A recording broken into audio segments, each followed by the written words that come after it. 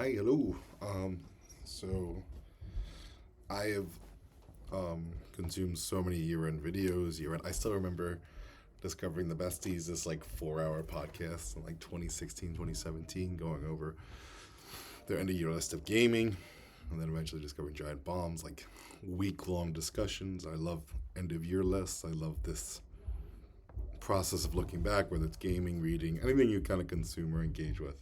Um, so I do have a little Google Doc, but it's gonna be really stream of consciousness off the dome. It's been an interesting year. It's been a good year, mostly for my family and I. Um, some cool opportunities, new jobs, new places. Girls continuing to grow up, go to school. A lot of movement. But overall, a pretty blessed year. Was able to read a lot, continue on a good streak the past couple of years of reading a lot of really good books.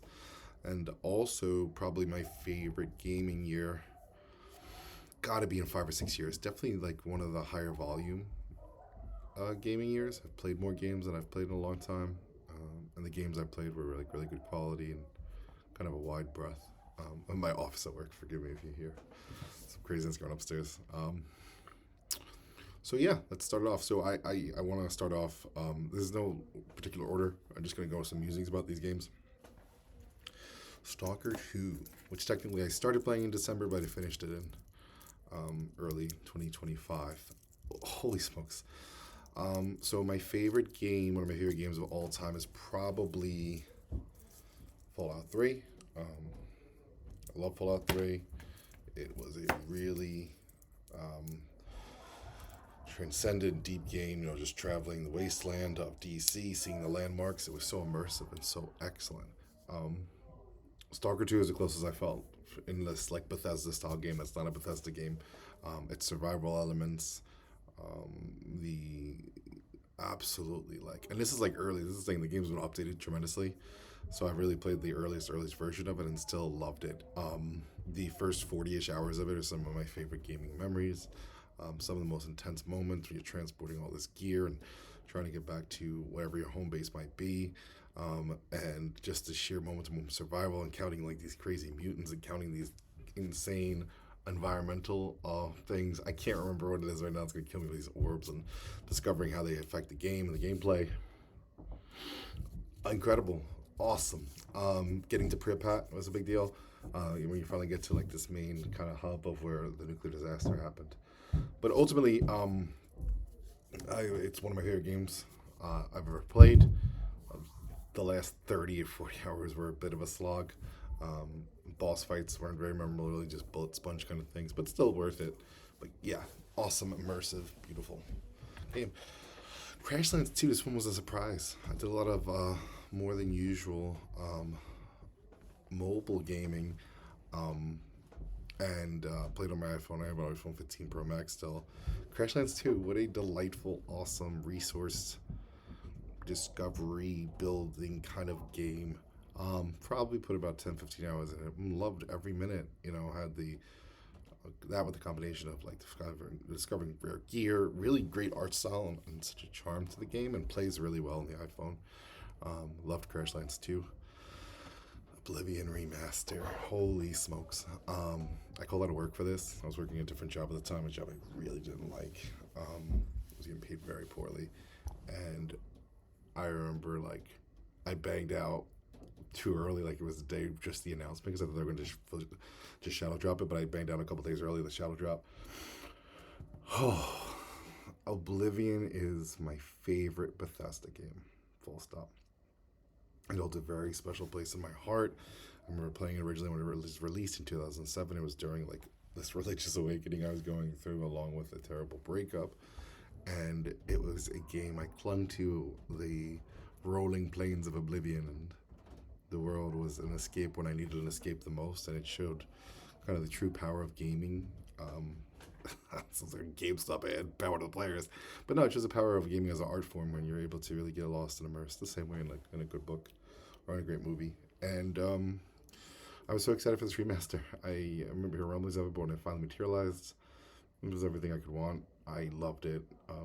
It even made me love going to the Oblivion Gates and was amazed by how they were able to stay true to the art style while genuinely um, remastering it.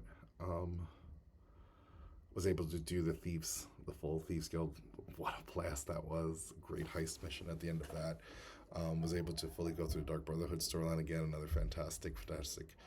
Um, yeah, it makes you yearn for what Bethesda used to do. I played Starfield a couple years ago. I beat it to completion because it was just like a checklist game. For me, it kind of became, but this just reminds you of what the capacity was at Bethesda a couple 20 years ago with their storytelling, the world building, immersion, all that, and I hope they can come back to that. Um, yeah. Um, Dang, the hits keep coming. Claire Obscure. I have a good list of like 30 games. I'm going off just the highlighted ones. Um, Remember hearing the game? I've never played a JRPG to completion, ever. I'm trying to think if there's like I've beat something you might get, but like a true kind of turn based, and this is a French developed JRPG. Holy smokes, what a surprise this game was. And it clearly was developed by people who have JRPG sensibilities and have deep reference for the genre while also bringing in a lot of real awesome stuff. So this Spire influence, very famously, right? He's a Sekiro speedrunner, pairing system, all this. But ultimately, what made Clay Obscure was it was to play an initial game from a studio that's so fully realized. Holy smokes. The characters, the world, none of it feels like it's trying that hard. These are places that simply exist, and it keeps revealing unto itself. And I think that is ultimately the great success of Claire Obscure. It is beyond anything, and it's really a heck of a lot of fun to play. Like, really fun. Once you get a handle of the parrying and dodging system, just a blast to play, and truly one of the best soundtracks in games. Such a French game. Brought me back when my wife got to spend a week in France for our honeymoon, and I have deep fondness, obviously, for there. We got to be in Versailles, and oh, what a lovely game! What a lovely game, Versailles. Oh, definitely worth all the hype. So, I do not do much multiplayer gaming. I just don't. As I get older, I've really gotten more into single player games. PUBG was the last one, and I put 1,000 hours into PUBG, more. But the last quote unquote multiplayer, and I wasn't really playing with players. I was a solo only player. A little soccer game called Rematch came out in Game Pass. Phenomenal, so good. The initial run of the game, I'll never forget. Some really just really fun, arcadey feeling soccer games, reminiscent of like FIFA Street and like older sports games. Like a really good fresh take on it. The game's kind of in a bad state now, but I put like 60 hours into it and had as much fun as I had in any multiplayer game in a long time. Man, all right, so I finally played Death Stranding on my Xbox. Oh my gosh. This is one of those games that I fell off of initially, and now as an older gamer with a little more developed palate, I knew it was going to be my jam. The first 10 hours are some of my favorite. Just when you're so weakened and just walking and the music's playing and that rain hits, like it's Kojima, and I grew up on Kojima, so it was cool to come back and really appreciate this masterpiece. Almost to the end, I believe, and have loved every minute of the game. I get it now. It's one of those games that was very much like Dark Souls is the best example for me. That so many where you bounce off it initially because you don't like it, but you don't understand what the game is trying to negotiate and speak to you because you've never played a game like this before. And Death Stranding is very much a similar thing.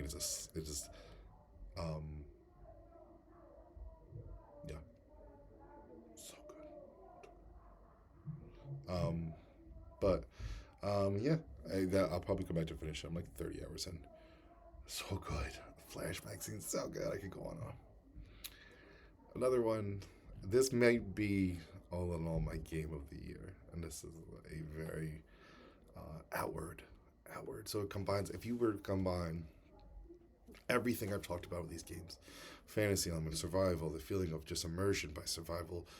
But that's the thing about right. I never really understood the survival genre until this year, where ultimately done right, it's not just a bunch of meters to fill. It is a immersion technique that done correctly will pull you into outward, and they sell themselves as true. It feels like you're on an adventure. It's the truest feeling of truly being on an adventure. bringing all these things, whether it's managing managing, what am I say, managing your body temperature and um, the difficulty of combat, managing sleep, managing your water intake. It and having to, it's, the coolest thing is that you're literally pull up in this place and you have this that, but you see this huge mountain with like, you know, Jupiter rings around it. Obviously, like it's a point of to go to. And it ends up being a place where you develop magic, but in order to have magic, the ability to magic, you have to sacrifice some of your health. It's great. What a great technique. I I love that game. I put so many hours into that game, into getting to this point where I got this weapon, and then when if you're 40 hours into the game, you feel overpowered. That's a great feeling, and feels very much earned. Yeah, what a lovely game. Looking so forward to 2 Outward. Can't recommend it enough. Silk Song. This is my most recent game I beat. Well, I didn't beat, but I got the bad ending or whatever. And I'll probably definitely go back because it just felt so good.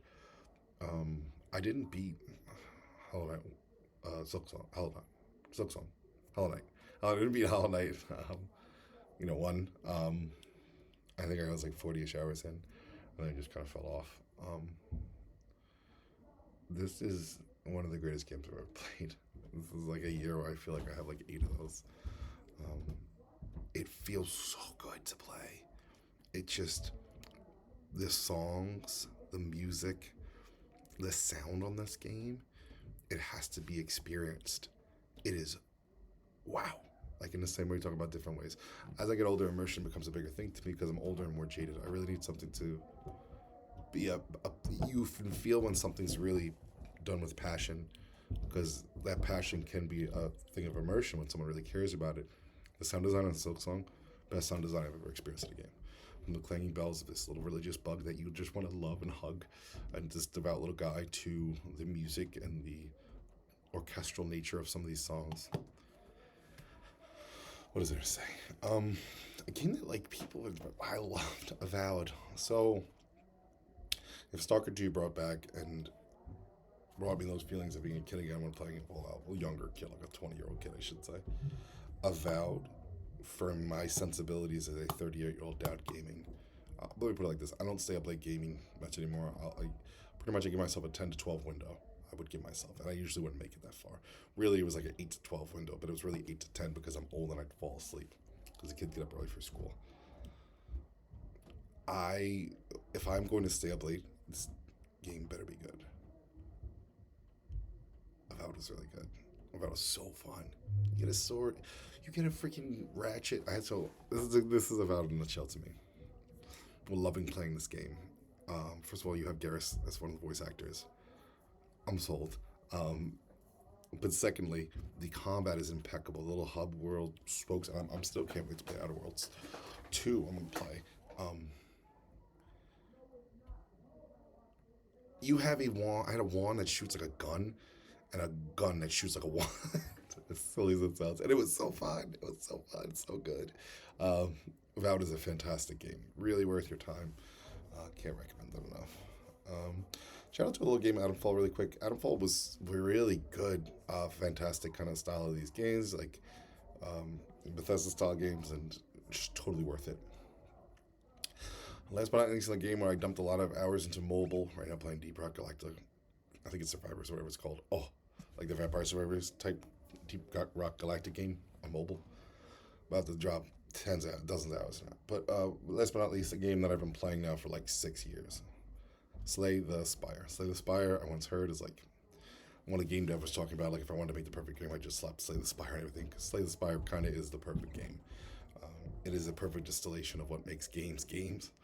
And one of the cool things, even to go back to Clair Obscura, is that there is a heavy influence from Slay the Spire in one character, specifically their build type. I had a job this year earlier that was like really frustrating, unfulfilling, very aimless, and I just had a lot of downtime in the game, the job. So I would just be playing in between, working with patients or whatever. It's lots of Slay the Spire, lots, and loving every minute of it. It's a great game. So those are my 10, right? 1, 2, 3, 4, 5, 6, 7, 8, 9, 10. Um, I think if I pick my game of the, it's such a crazy year. I you know I've loved all of these games deeply. Honorable mention to Citizen Sleeper 2. Citizen Sleeper, the original, is one of my top 10 games of all time. I love that game. I have to finish Citizen Sleeper 2. On my Switch 2, I'll probably finish it. Oh, I had a Switch 2 for my new console this year. Bite the bullet and finally got that. Since we've been like in between transit moving, I'm playing a lot of that on Switch 2. It's so good. It's such a good system. Um, I feel like I should pick a best game. I don't think I can. I won't. But yep, those are my 10 favorite games of 2025. Not just released in 2025, obviously, but any game that was new to me or I finally gave a real college try multiple hours in. Yeah, that's it. Bye.